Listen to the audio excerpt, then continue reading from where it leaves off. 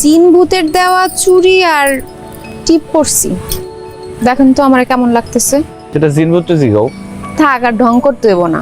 এই বইঠাওয়ালা ভূতটা যে কে সেটা আমি খুব ভালো মতো জানি। আচ্ছা আমার হাতে সময় নাই, পুতুলটা ধরেন। এটা তো তোমার জন্য।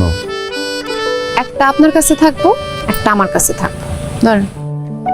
আচ্ছা আপনি কোন ক্লাস পর্যন্ত পড়ছেন? Class 5 pass. বাংলা কি দেখা পড়তে পারেন? পারি না মানে পেপার পত্রিকা গড়গড়ায় পড়তে পারি। তাহলে আমি চলে যাওয়ার পর এটা পড়বেন। গড়গড়ায় পড়তে হইব না, আস্তে ধীরে মনোযোগ দিয়ে পড়বেন। কি হলো? আরেকটা কথা, আমার কেমন লাগতেছে সেটা আগে বলেন। পরীর মতো সুন্দর লাগতেছে।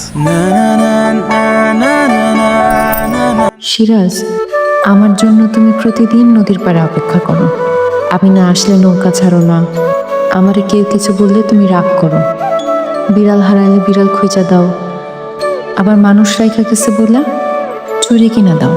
কি ব্যাপার, তুমি এত দেরি করলা কেন? তোমার বান্ধবীরা তো তোমার রাইখে কলেজে গেছে গা। দেরি করছি কারণ আজকে আমি কলেজে যাবো না, আজকে তোমার লাগি ঘুরুম।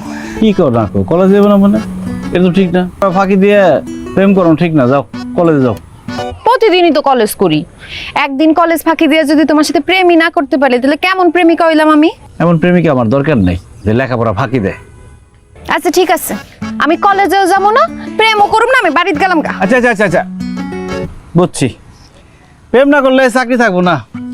চলো দেখি তোমার কোন জায়গায় নিয়ে যাওয়া যায়। এনে তোর প্রেম করুন যাবো না।